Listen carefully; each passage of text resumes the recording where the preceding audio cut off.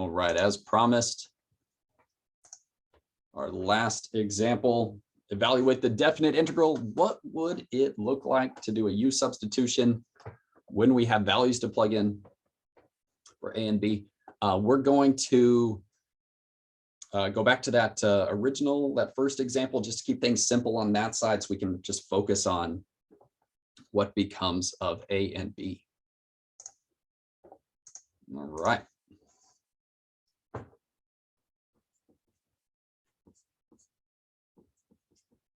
Evaluate the definite integral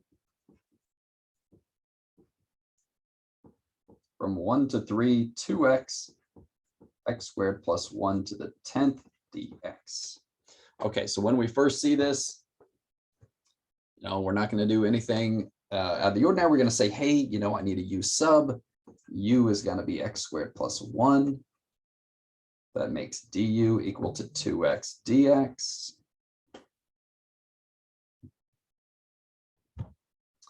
And that looks all good here. I've got 2x dx.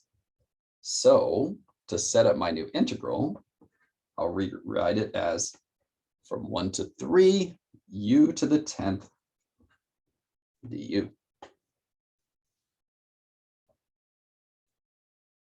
Okay, so far so good. As we look at this, technically, there's something off about it. There's something that I've written here. It all looks fine, at a glance, but there's actually something mathematically incorrect about what we've written here. We've rewritten the integral with u's, but by just copying over the 1 and the 3, right, these are not values of u. These are x values. But if you just saw this, you would never know that. Okay, so we actually shouldn't write this. That is, like I said, mathematically incorrect. We want the corresponding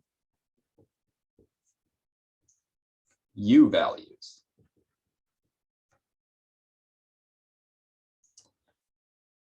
Okay, how would we do that? Well, we know the relationship between u and x. So we'd say, hey, for x equals 3, what's the corresponding u value? Well, plug in 3, we'd get u equals 10. Hey, for x equals 1, what's the u value? For x equals 1, u equals 2. So what we should really write is the integral from 2 to 10, u to the 10th du. Then we can proceed as normal, 1 over 11, u to the 11th, evaluated from 2 to 10. Then we can plug these in. Turns out this answer is going to be quite big just due to this power of 11. What is that? 10 to the 11th. Okay.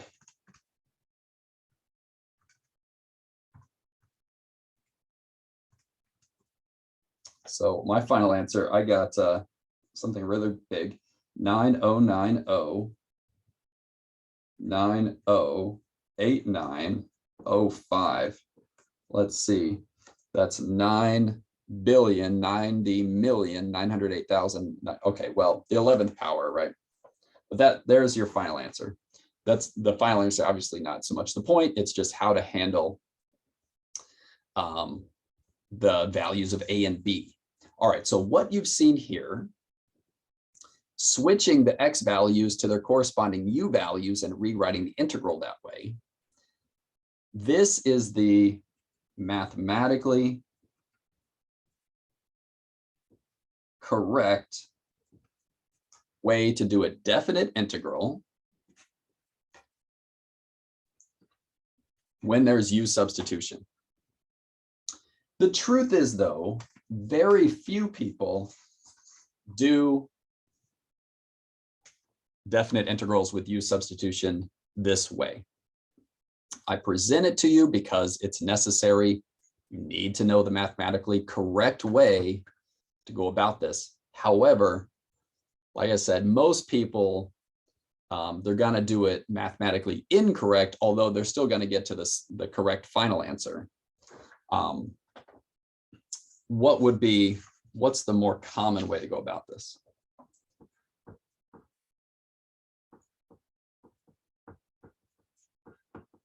The more common way would be to say, hey, I'll do my U sub, right? I am going to write it just by copying the 1 and the 3. I'm going to know, though, these are not U values, these are X's. So then when I go and I do my antiderivative, right, from 1 to 3, I still know these are X's. What am I going to do from here? I can put the x squared plus 1 back in before I plug in the 1 and the 3. So everything's going to be fine so long as I replace the U before plugging these in. Then when I plug them in, look what happens. I plug in the 3 and I get the 10. I plug in the 1, I get the 2. It's all going to work out the same. And it's almost like the switching of those numbers happens at this point instead of earlier. No problem. I'm still going to get the same answer. Here's kind of, so why do most people do it this way? Because this is more consistent with doing a U substitution with an indefinite integral, right? At the very last step is where you put what U is equal to back in, and then you're done. Just so happens here, well, we still have this last step of plugging in. And that all seems to just be more consistent with the way we typically do integrals and other U substitutions. However, not only do you need to know the mathematically correct way, but I don't know who you might have as instructors in your calculus courses in the future. And it may be that, some instructors are more strict about things being done properly versus the way we've seen here. You may be required in a future calculus course, right, to do this the mathematically correct way. And so I want you guys to have seen that. So although I'm not going to care, do it if you want to do it the mathematically correct way, or if you want to do it, like, again, the way that 99.9% of people do it, the incorrect way here. Doesn't make any difference to me, but just know that, kind of what you're getting into. And even, it'll help you to recognize, oh yeah, these are X's, I can't plug in yet, and do that sort of thing. Okay, that is the end of 5.5.